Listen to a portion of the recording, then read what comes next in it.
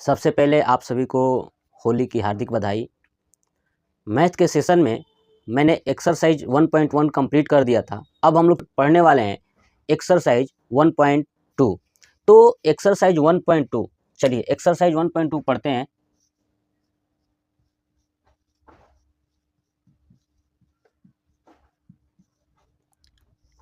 Exercise 1.2 पढ़ने से पहले हमें ये जानना जरूरी है कि परिमेय संख्या और अपरिमेय संख्या किसे कहते हैं। ठीक है, तो चलिए पहले जानते हैं परिमेय संख्या और अपरिमेय संख्या। परिमेय संख्या यानी रेशनल नंबर। ठीक है, चलिए परिमेय संख्या क्या होती है ना कि ऐसी संख्या जिसे P अपान Q के रूप में लिख सकते हैं। ध्यान सुनिएगा, ऐसी संख्या जिसे P अपान Q के रूप में अगर हम लिख सकते हैं वो सभी परिमेय संख्या कहलाएंगी। ठीक है ना। और यहाँ पे ध्यान रखिएगा, जहाँ P और Q एक पूर्णांक है। एक क्या है? तो पूर्णांक है। ध्यान सुनिएगा, जहाँ P और क्या होना चाहिए? एक पूर्णांक होना चाहिए और Q इक्वल टू नॉट 0, यानी Q का मान 0 नहीं होना चाहिए। अगर Q का मान 0 नहीं है, भले ही P का 0 हो जाए, लेकिन Q का मान 0 नहीं होना चाहिए। ऐसी संख्या को परिमेय संख्या कहते हैं। देखिए, ऐसी संख्या जिसे P अपान Q के रूप में लिख सकते हैं, जहाँ P और Q एक पूर्णांक होगा लेकिन Q इक्वल टू नॉट 0 होता है, उसे हम परिमेय संख्या कहते हैं। अब इसका मतलब क्या है? जैसे देखिए, जैसे मैं लिखता हूँ, मान लीजिए कि 2/3। देखिए 2/3 है तो 2 P के जगह पे है, Q के जगह पे क्या है? 3 है। ठीक है, तो ये क्या है? एक परिमेय संख्या है। ऐसे 3/2 P अपान Q के रूप में है, वो सब क्या है? परिमेय संख्या। लेकिन अगर मान लीजिए कि मैंने ऐसे लिख दिया 3/0 और 0/3। अब आपसे पूछे कि बताइए कौन सा इसमें परिमेय संख्या है? तो परिमेय संख्या में हमने अभी पढ़ा कि Q इक्वल टू नॉट 0, यानी Q का मान, यानी नीचे हर का मान 0 नहीं होना चाहिए। इसका मतलब जो ये वाली संख्या दिख रही है ये परिमेय नहीं है। क्लियर ना। और ये वाली संख्या क्या है? तो परिमेय है। तो आप ध्यान रखिएगा कि नीचे 0 होगा तो परिमेय संख्या नहीं होगी और ऊपर 0 होगा तो परिमेय संख्या होती है। चलिए दूसरा चीज, P अपान Q। जैसे मान लीजिए कि मैंने लिख दिया 4। अब आप सोचिए, क्या 4 कौन सी संख्या है? क्या P अपान Q बना सकते हैं? देखिए, अगर 4 के नीचे मैं अगर 1 कर दूं तो क्या ये P अपान Q हो सकता है? बिल्कुल हो सकता है। तो कौन सी संख्या हो गई? परिमेय संख्या। ऐसे ही 3 का अपान लगा दूं 1 तो क्या हो जाएगा? तो परिमेय संख्या। ठीक है, आपको दिख गया कि यह क्या है? परिमेय संख्या। यानी ऐसी संख्या जिसे P अपान Q के रूप में लिख सकते हैं वो सभी क्या कहलाती हैं? परिमेय संख्या। चलिए अब हम लोग पढ़ने वाले हैं अपरिमेय संख्या, यानी अपरिमेय संख्या किसे कहते हैं। ठीक है, अब हम लोग पढ़ने वाले हैं कि अपरिमेय संख्या किसे कहते हैं। चलिए इसको हटाते हैं। देखिए, अब मैं लिखता हूं अपरिमेय संख्या।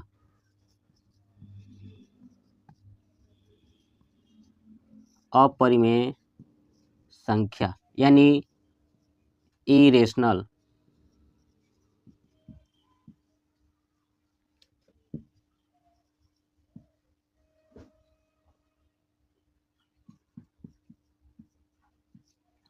ठीक है, इरेशनल नंबर। देखिए अपरिमेय संख्या, देखिए ऐसी संख्या जिसे P अपान Q के रूप में नहीं लिख सकते हैं वो सभी क्या होती हैं? अपरिमेय संख्या। यानी P अपान Q के रूप में नहीं लिख सकते हैं वो सभी अपरिमेय संख्या कहलाती हैं। जैसे सुनिए, जैसे मान लीजिए कि मैंने एक संख्या लिखा ऐसे √3।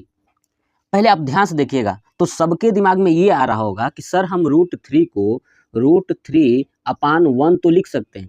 बिल्कुल लिख तो सकते हैं, लेकिन एक बात बताइए ना, क्या √3 का वैल्यू भी तो कुछ होता है? बाहर भी तो निकल सकता है ये। तो √3 को जब बाहर निकालेंगे 1.732 डॉट डॉट करके से होगा। ठीक है, और अपान 1। देखिए, तो ये जो √3 है आप देखेंगे 1.732 डॉट डॉट डॉट बहुत गया हुआ है। अगर मैं पॉइंट हटाता भी हूँ या दशमलव हटाता भी हूँ तो नीचे कितने जीरो लगाऊं ये मुझे पता नहीं है। इसलिए जो रूट के अंदर वैल्यू होती है, जो रूट के बाहर नहीं निकल सकती है, वो सभी अपरिमेय संख्या है। ठीक है ना। तो √3 क्या है? अपरिमेय संख्या। आप याद रखिएगा कि रूट के अंदर यदि विषम कोई संख्या है, कोई भी विषम संख्या है, तो ध्यान रखिएगा वो सभी अपरिमेय संख्या है। क्लियर ना। रूट के अंदर कोई विषम संख्या है, जैसे मान लीजिए कि मैंने लिखा √5, 5 क्या है? तो विषम है, तो क्या है? अपरिमेय। √7 ये भी क्या है? अपरिमेय। √23, √17 ये सभी क्या है? विषम संख्या है, इसलिए ये अपरिमेय संख्या है। क्लियर ना। ये क्या है? अपरिमेय संख्या। दूसरा, अब देखिए मान लीजिए कि मैंने कहा कि ऐसे लिख देता हूँ √6।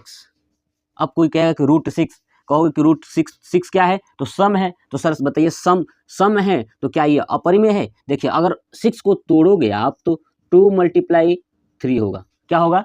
2 × 3। तो देखिए अब इसमें भी विषम आया कि नहीं आया? विषम आ गया ना। इसका मतलब कि √6 भी क्या है?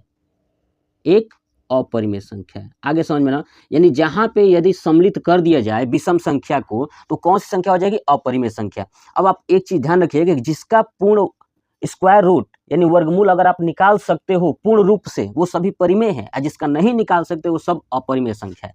ठीक है, तो मैंने लिख दिया। अब जैसे एक और बताता हूँ, ध्यान सुनिएगा कि √3 हो गया, √7 हो गया, √5 हो गया, ये सब क्या है? अपरिमेय संख्या। इसी क्रम में एक और याद रखिएगा, पाई क्या है?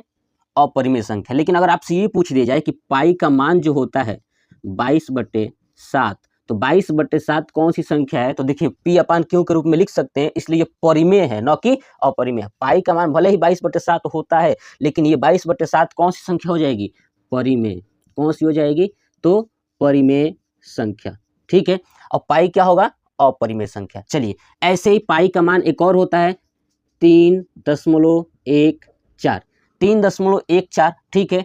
और अगर हम 3.14 डॉट डॉट डॉट डॉट अगर होता है तो ध्यान रखिएगा पाई का मान 3.14 डॉट डॉट करके होता है। तो जब डॉट डॉट बहुत संख्या तक बढ़ती जाए, डॉट डॉट आगे की तरफ बढ़ती जाए, तो ये सभी संख्याएं अपरिमेय होती है। क्या होती है? अपरिमेय। क्यों? क्योंकि हम इस दशमलव को हटाने के बाद हमें ये पता नहीं चलेगा कि नीचे कितना जीरो लगाएं। अगर ये संख्याएं रुक जाती हैं, जैसे मान लीजिए कि 3.14 डॉट डॉट करके है, बहुत सारी हैं, और दूसरा है 3.1414 ऐसे करके, तो आप ध्यान से सुनिएगा।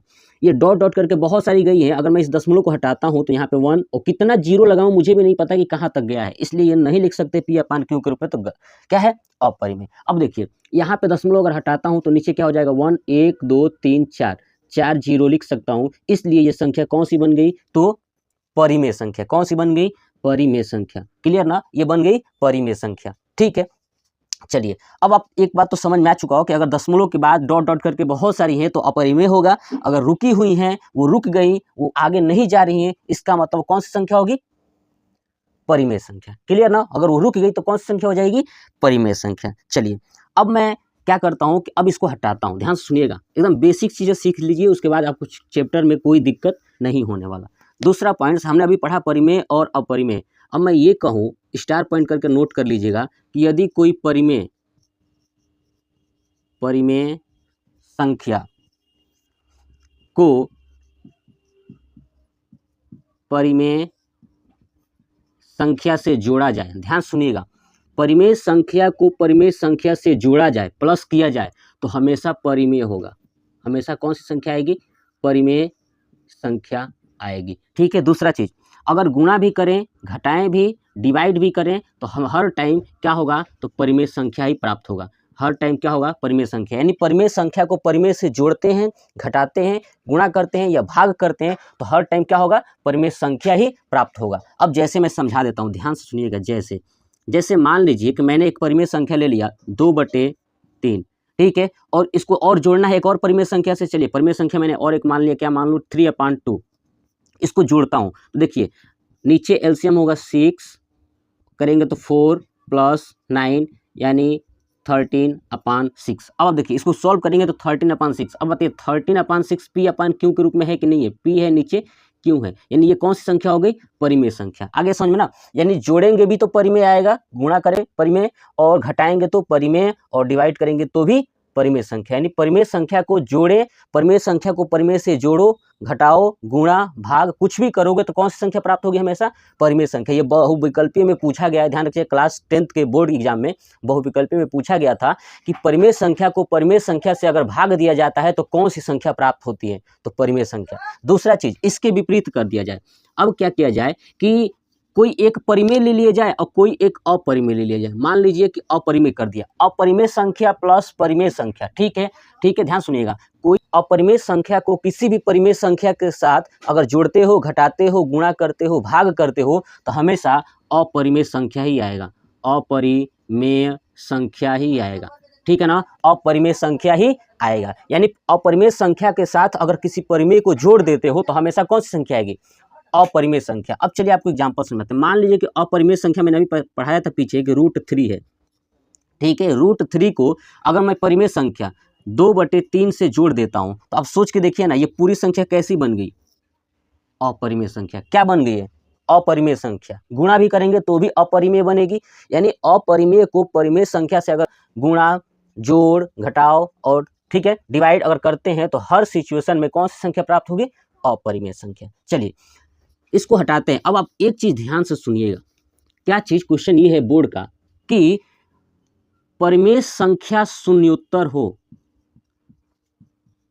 शून्योत्तर हो, यानी परिमेय संख्या जो है कि शून्य हो, क्या हो, शून्य हो। यदि किसी परिमेय संख्या का मान शून्य हो और अपरिमेय संख्या से जोड़ा जाए और घटाया जाए तो हमेशा अपरिमेय संख्या प्राप्त होगी, ठीक है। यानी अपरिमेय संख्या के साथ यदि परिमेय संख्या का मान 0 हो और जोड़ा जाए और घटाया जाए तो हमेशा कौन सी संख्या प्राप्त होगी, अपरिमेय संख्या प्राप्त होगी। अगर गुणा कर देंगे तो आपको 0 वैल्यू मिलेगी, क्या मिलेगा, 0 मिलेगा। चलिए तो ये था हमारा बेसिक एक्सरसाइज 1.2 को सॉल्व करने से पहले ये हमें जानना बहुत ही जरूरी था। अब हम लोग चलते हैं क्वेश्चन नंबर 1 पर। चलिए क्वेश्चन नंबर कह रहा है 1 कि सिद्ध कीजिए कि √5 एक अपरिमेय संख्या है। देखिए जब भी आपको ऐसा क्वेश्चन आए कि √5 एक अपरिमेय संख्या है, सिद्ध करना है, तो आप एक चीज ध्यान रखिएगा कि चाहे √5 हो, चाहे √6 हो, चाहे √7 हो, किसी भी संख्या को अगर सिद्ध करना हो कि अपरिमेय संख्या है तो जो तरीका अभी बता रहा हूं इसी तरीका को आपको फॉलो करना है। सबसे पहले क्या करना है, ध्यान से सुनिए। जो संख्या दिया है कि √5 एक अपरिमेय है तो इसको मानिए कि √5 एक परिमेय संख्या है। आप इसको अपने मन से मान लीजिए कि माना √5 एक परिमेय संख्या है। मैंने मान लिया कि √5 एक क्या है, परिमेय संख्या है। जब इसको परिमेय संख्या आप मानोगे तो हमने अभी पीछे पढ़ा कि परिमेय संख्या को P/Q के रूप में लिख सकते हैं। तो क्या इस √5 बराबर P/Q नहीं लिख सकते हैं, लिख सकते हैं। अब आपको करना क्या है कि पहले यही लिखना है कि माना √5 एक परिमेय संख्या है तो √5 = P/Q ये हम लिख सकते हैं, जहां P और Q एक पूर्णांक है, Q = 0, ठीक है। ये पीछे हमने भी पढ़ा था कि होना चाहिए। दूसरा चीज P और Q का सह अभाज्य 1 है, ठीक है। यानी P और Q का जो सह अभाज्य है वो क्या होना चाहिए, 1 होना चाहिए। चलिए अब हम लोग चलते हैं इस क्वेश्चन को सॉल्व करने के लिए। देखिए ये लिखने के बाद आपको ये तीनों चीजें लिखनी है, ठीक है ना, कि P और Q एक पूर्णांक है, Q = 0, P और Q एक सह अभाज्य है। चलिए उसके बाद करना क्या है कि आप ध्यान से देखिएगा, क्या करना है कि इस Q को इधर इसके साथ मल्टीप्लाई होगा तो हो जाएगा P = √5Q, ठीक है ना। देखिए इसको मल्टीप्लाई करेंगे तो P = √5Q हो जाएगा। अब क्या करना है, लिखेंगे दोनों तरफ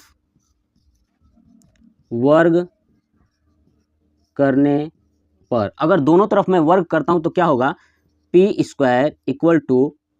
5Q क्यू स्क्वायर। अब ध्यान सुनिए, कोई संख्या अगर रूट के अंदर है, अगर उसे आप वर्ग करते हो तो रूट से वो सिर्फ बाहर निकल जाती है। तो रूट 5 है तो बाहर आएगा तो 5 क्यू स्क्वायर हो जाएगा। अब देखिए यहाँ पे हमें देखने को क्या मिलता है कि जो देखिए पी स्क्वायर है, इस पी स्क्वायर को 5 क्या करेगा, विभाजित कर देगा। पी स्क्वायर को 5 हमेशा क्या कर देगा, विभाजित कर देगा। ये हमें पता चलता है इसे देखने से। अब कैसे पता चलता है, देखिए मैं साइड में लिखता हूँ। मान लीजिए कि पी स्क्वायर बराबर 5 क्यों है। अगर मान लीजिए कि मैं पी का मान 5 रखता हूँ, अब 5 का स्क्वायर करता हूँ तो 25 हो जाएगा। तो बताइए, सोच के देखिए, क्या ये 5 इस 25 को नहीं काट देगा? यानी जब 5 पी को काट सकता है तो इसके स्क्वायर को भी काट सकता है। बस वही कॉन्सेप्ट यहाँ भी लिख लेना है। लिखना क्या है कि अतः पी स्क्वायर को 5 विभाजित कर सकता है। ये विभाजित कर सकता है, इसको मैंने मान लिया समीकरण नंबर 1। ठीक है, अब आप देखिए, फिर अपने मन से क्या करता हूँ कि 5 को वैसे ही रखूंगा, इस पी को मैं पी ही मान लेता हूँ। पी बराबर 5 को 5 ही रखिए, क्लियर। और इस क्यू स्क्वायर के जगह पे कुछ अपने मन से एक मान लीजिए, कोई भी संख्या मान लीजिए। मान लेता हूँ मैं सी, क्या मान लेता हूँ, सी। चलिए 5c, ठीक है 5c। अब जहां सी एक क्या होना चाहिए, तो पूर्णांक होना चाहिए। क्या होना चाहिए, एक पूर्णांक होना चाहिए। जहां सी क्या होगा, एक पूर्णांक होगा। मैंने सी माना है, आप कुछ भी मान सकते हैं, X Y Z A B C D जो भी है मान लीजिए। चलिए पी बराबर 5c, ये हो गया समीकरण 2। क्या हो गया, समीकरण 2। तो आप इसके बाद से सॉल्व करने का 2 तरीका है। या तो आप इस समीकरण 2 को वर्ग करिए इसकी तरह, ठीक है, इसकी तरह क्या करिए, वर्ग करिए। तो चलिए मैं वर्ग कर देता हूं, ठीक है। क्या करता हूं, दोनों तरफ क्या करने पर, वर्ग करने पर, दोनों तरफ क्या करने पर, वर्ग करने पर। तो क्या हो जाएगा, पी स्क्वायर यहाँ पे हो जाएगा 25c स्क्वायर, ठीक है। अब ये हम इसको भी मान लीजिए समीकरण नंबर 2। ये ऊपर वाला समीकरण हटा दीजिए, क्योंकि अब मैंने क्या कर दिया, वर्ग कर दिया, ठीक है। अगर वर्ग नहीं किया होता तो मैं और तरीका बताया होता। चलिए इसको मान लिया मैंने समीकरण 2। अब लिखूंगा यहाँ पे, मेरे पास नीचे जगह नहीं है तो इसलिए मतलब समीकरण 1 व 2 से, समीकरण 1 व 2 से क्या करेंगे, देखिए पी स्क्वायर का मान 25c स्क्वायर है, क्या इस समीकरण नंबर 1 में रख दें, ठीक है। यानी समीकरण 1 व 2 से समीकरण 2 का मान 1 में रखने पर, ठीक है। मैं क्या करता हूं, रखने पर। अब चलिए रखता हूं, देखिए सेकेंड का मान फर्स्ट में रखना है। तो देखिए पी स्क्वायर बराबर 25c स्क्वायर है, यहाँ पी स्क्वायर बराबर 5q स्क्वायर है। तो देखिए पहले लिखता हूँ 5q स्क्वायर, यानी किसके बराबर है, पी स्क्वायर। तो पी के जगह पे क्या रखना है, 25c स्क्वायर। तो रखिए 25c स्क्वायर बराबर 5q स्क्वायर। देखिए ये कट जाएगा 5 बार में, तो 5c स्क्वायर बराबर q स्क्वायर, ठीक है। 5c स्क्वायर बराबर q स्क्वायर। हमें अब देखने को मिल रहा है कि अब देखिए ऊपर जो समीकरण बना था बिल्कुल वैसे ही बना है। यहाँ भी क्या हो सकता है, q स्क्वायर को 5 क्या कर सकता है, विभाजित कर सकता है। तो लिख देंगे अतः q स्क्वायर को 5 विभाजित कर सकता है, ठीक है ना। ये विभाजित कर सकता है। अब आप ध्यान से सुनिए, P को भी 5 विभाजित कर सकता है, Q को भी 5 विभाजित कर सकता है। इसका मतलब इन दोनों का HCF कितना है, तो 5। HCF कितना है, 5। HCF कितना है, 5। अतः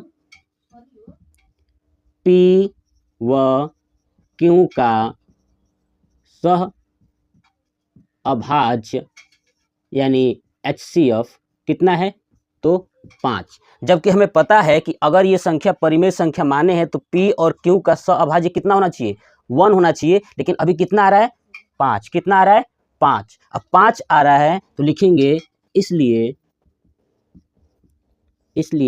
यह विरोधाभास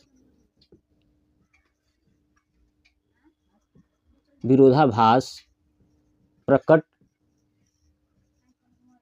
करता है, ठीक है। ये क्या करता है, HCF हमारा 5 आया है, वो उसका कितना होना चाहिए, तो 1 होना चाहिए था। लेकिन ये विरोधाभास प्रकट करता है, ठीक है। तो रूट 5 एक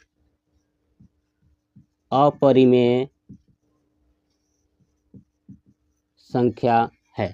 ठीक है, देखिए तो ये हमने सिद्ध कर दिया कि √5 एक अपरिमेय संख्या है। तो जब भी आपके एग्जाम में ऐसे क्वेश्चंस आए कि √5 हो, √6 हो, √7 हो, कुछ भी हो रूट के अंदर, बिल्कुल यही प्रोसेस अपनाना है और क्या कर देंगे आप, प्रूफ कर दीजिएगा। ठीक है ना, चलिए तो आप इसको नोट कर लीजिए कॉपी पे। चलिए अब चलते हैं दूसरे क्वेश्चन पे। कह रहा है कि सिद्ध कीजिए कि 3 + 2√5 एक अपरिमेय संख्या है। अब आप एक बात ध्यान से सुन लीजिए कि जब भी कोई संख्या अगर आप देख रहे हैं तो ये 3 क्या है, परिमेय है, और ये 2√5, ये √5 क्या है, अपरिमेय है, और ये संख्या जुड़ी हुई है। जुड़ी हुई है तो हमें पता है कि परिमेय को अपरिमेय के साथ जोड़ेंगे तो हमेशा अपरिमेय संख्या प्राप्त होगी। लेकिन हमें यहाँ पे सिद्ध करना है। तो देखिए जब भी ऐसे क्वेश्चंस आए तो ध्यान रखिएगा कि जो रूट के अंदर वैल्यू है ना, उसको एक तरफ कर लीजिए, कुछ भी हो उसको एक तरफ कर लीजिए। ठीक है, तो चलिए अब हम लोग करना सीखते हैं। सबसे पहले मैंने बताया था स्टेप क्या होना चाहिए कि 3 + 2√5 एक परिमेय संख्या है। क्या मानना है, माना 3 + 2√5 एक परिमेय संख्या है। क्या है, परिमेय संख्या है। ठीक है, ध्यान सुनिए, ये क्या है, परिमेय संख्या है। तो हम क्या लिख सकते हैं ना, 3 + 2√5 = P/Q लिख सकते हैं। अभी मैंने बताया था आपको क्या लिखना है साइड में, P व Q एक क्या है, तो पूर्णांक है।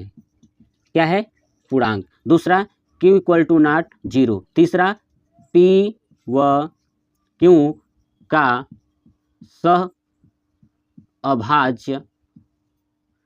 सहअभाज्य 1। ठीक है, 1 है। सहअभाज्य कितना है, 1 है। इतनी चीज़ें तो आपको लिखना ही लिखना है। अब आप ध्यान से देखिए, इसमें मैंने कहा कि जो रूट वाला है उसको एक साइड रखिए, बाकी जितना भी परिमेय संख्या है सबको उठा के लेके चले जाइए P/Q की तरफ। अब आप ध्यान से देखिए, अगर मैं 3 प्लस है, इस 3 को उधर लेके जाता हूँ तो क्या होगा, 2√5 = P/Q - 3 होगा। देखिए अब यहाँ पे क्या बचा है, तो 2। अब यहाँ पे केवल क्या बचा है, 2 को भी उधर लेके जाइए तो क्या होगा, √5 = P/Q - 3/2। यही होगा ना, देख लीजिए 2 हो जाएगा तो इसके पूरे का बटा हो जाएगा, कर दिया मैंने। अब आप एक चीज़ देखिए कि ये क्या है, P/Q परिमेय है, ये भी परिमेय है, और डिवाइड भी किससे हो रहा है, परिमेय संख्या से। तो जब कोई संख्या परिमेय है तो इधर वाला भी क्या होगा, परिमेय ही होगा। तो अब ध्यान सुनिए, इधर वाला क्या हो रहा है, परिमेय हो रहा है। ठीक है, देखिए P/Q, अब लिख दूंगा P/Q - 3/2 एक परिमेय संख्या है। क्योंकि परिमेय संख्या में डिवाइड हो रहा है ना, तो सब परिमेय संख्या है, परिमेय संख्या है, अर्थात √5 एक परिमेय संख्या है। लेकिन हम जानते हैं, हम जानते हैं कि √5 = नॉट P/Q - 3/2, यानी ये परिमेय है तो ये अपरिमेय है, यानी ये दोनों बराबर नहीं है। हम जानते हैं कि ये दोनों बराबर नहीं है। क्यों बराबर नहीं है, सोचिए, √5 है तो √5 है तो रूट के अंदर, मैंने अभी बताया था, पीछे हम लोग सॉल्व किए थे कि जो भी वैल्यू अगर बाहर नहीं निकल पाएगी वो क्या है, बराबर नहीं होगी। ये परिमेय है तो ये अपरिमेय हो गया, तो ये बराबर नहीं है। इसलिए क्या कहेंगे कि 3 + 2√5 एक अपरिमेय संख्या है। हमने प्रूफ कर दिया कि 3 + 2√5 एक अपरिमेय संख्या है। अब आप इसको क्या करिए, आप इसको नोट कर लीजिए या स्क्रीनशॉट ले लीजिए। चलिए अब चलते हैं क्वेश्चन नंबर 3 पे, कि सिद्ध कीजिए कि निम्नलिखित संख्याएं अपरिमेय है। यानी हमें सिद्ध करना है कि तीनों संख्याएं अपरिमेय हैं। तो चलिए पहला को करते हैं। पहला क्या है, 1/√2। देखिए मैंने बताया था कि क्या करना है, सबसे पहले माना 1/√2 एक परिमेय संख्या है।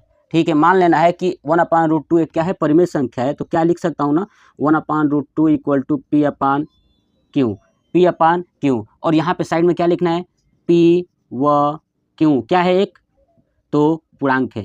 q इक्वल टू नॉट 0, देखिए मैंने पिछले क्वेश्चन में कराया है इसलिए मैं यहाँ पर लिख नहीं रहा हूँ, ध्यान सुनिएगा।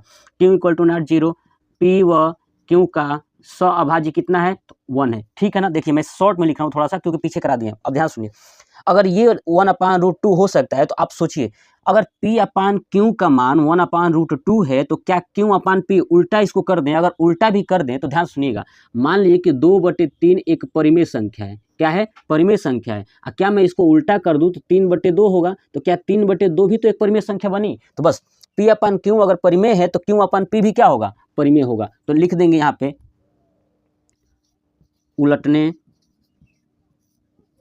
पर, ठीक है, क्या हो जाएगा, q/p इक्वल टू √2। देखिए ये भी उल्टा होगा तो √2/1 हो जाएगा, तो √2 लिख सकते हैं। अब देखिए q/p क्या है, √2 के बराबर। अब आप ध्यान से देखिए, मैंने क्वेश्चन नंबर फर्स्ट में ही आपको कराया था कि आप प्रूफ करिए कि क्या है, अपरिमेय संख्या। अब ध्यान सुनिए, क्या करिए कि प्रूफ करिए कि अपरिमेय संख्या है।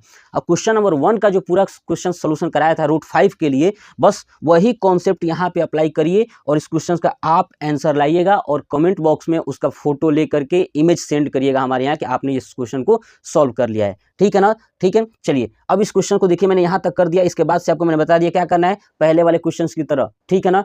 p/q इक्वल टू √5 था, बस यहाँ पे क्या है, q/p इक्वल टू √2 है। इसी तरह उसके तरफ सॉल्व करना है और सॉल्व करके आप उसका फोटो लीजिए और हमारे कमेंट बॉक्स में आकर के फोटो को सेंड कर दीजिएगा। क्लियर, चलिए अब आते हैं क्वेश्चन नंबर 2 पे। क्या कह रहा है कि 7√5, तो क्या करना है, सबसे पहले वही लिखना है, माना 7√5 एक परिमेय संख्या है, ठीक है। उसके बाद क्या करना है, p/q इक्वल टू 7√5 लिखेंगे। अब आप ध्यान से देखिए, मैंने पीछे भी बताया था कि जो अपरिमेय संख्या है रूट के अंदर है उसको छोड़ के बाकी सबको ना दूसरे साइड लेके चलिए। तो अब देखिए क्या लिख सकते हैं, p/q, ये 7 इधर आएगा तो 7q इक्वल टू √5 होगा। अब देखिए p/7q क्या है, एक p/7q एक परिमेय संख्या है कि नहीं। p/7q एक परिमेय संख्या बन गया, जबकि हम ऑलरेडी जानते हैं कि √5 एक क्या है, अपरिमेय संख्या है। तो क्या मैं नीचे लिख सकता हूँ, यहाँ पे लिख दूंगा कि √5 एक परिमेय संख्या है। √5 एक क्या है, परिमेय संख्या है, क्योंकि ये परिमेय हुई तो ये भी परिमेय हो रहा है। लेकिन हमें पता है कि p, अब लिखेंगे हम जानते हैं p/7q इक्वल टू नॉट √5, ठीक है। ये क्या कर रहा है, यह विरोधाभास है, इसलिए 7√5 एक अपरिमेय संख्या है, इसलिए 7√5 एक क्या है, अपरिमेय संख्या है। तो ये हमने सेकंड वाले क्वेश्चंस को भी प्रूफ कर दिया, बस आपको इतना ही सॉल्व करना है, ज़्यादा कुछ नहीं करना। चलिए अब चलते हैं क्वेश्चन नंबर 3 पे। 6 + √2 क्या करना है, सबसे पहले ये लिखना है, माना 6 + √2 एक परिमेय संख्या है। जब मैंने ये लिख दिया कि ये क्या है, परिमेय संख्या है, तो क्या मैं ये लिख सकता हूँ ना, p/q इक्वल टू 6 + √2। अब देखिए मैंने बताया था रूट वाले को एक तरफ रखिए, अंक वाले को दूसरे तरफ लाइए, तो क्या ये होगा, p/q - 6 इक्वल टू √2 होगा ना। अब देखिए p/q - 6 एक क्या है, परिमेय संख्या, क्या है, परिमेय संख्या है। और √2 भी क्या हो जाएगा, एक परिमेय संख्या। तो क्या लिख सकते हैं, p/q - 6 इक्वल टू नॉट √2। अतः यह क्या है, विरोधाभास प्रकट करता है। ये क्या है, तो विरोधाभास प्रकट करता है। अगर तो हम नीचे क्या लिख सकते हैं कि 6 + √2 एक अपरिमेय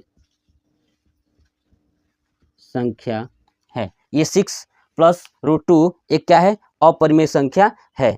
तो ये हमने क्या किया, पूरा एक्सरसाइज 1.2 जो है कि मैंने लगभग 35 मिनट या 40 मिनट में ये कंप्लीट कर दिया है। तो ये पूरा सेशन आपको कैसा लगा प्लीज़ कमेंट बॉक्स में कमेंट करके जरूर बताइएगा। अब आप तैयार रहिए, मैं लाने वाला हूँ बहुपद यानी लेसन 2 अब सॉल्व करेंगे बहुपद। तो अभी आपको ये कैसा लगा पूरा वीडियो एक्सरसाइज 1.1 और एक्सरसाइज 1.2। अभी तक आप एक्सरसाइज 1.1 नहीं देखे हैं तो जाइए, आपको लिस्ट में जाना होगा, प्ले लिस्ट में जाइए या वीडियो के सेक्शन में जाइएगा, ठीक है, मेरे चैनल पे, और वहाँ पे आपको मिल जाएगा लिखा हुआ खुद ही वास्तविक संख्या रियल नंबर लेसन 1। ठीक है, तो ये वीडियो कैसा लगा प्लीज़ कमेंट बॉक्स में कमेंट करके जरूर बताइएगा। जय हिंद, जय भारत, वंदे मातरम।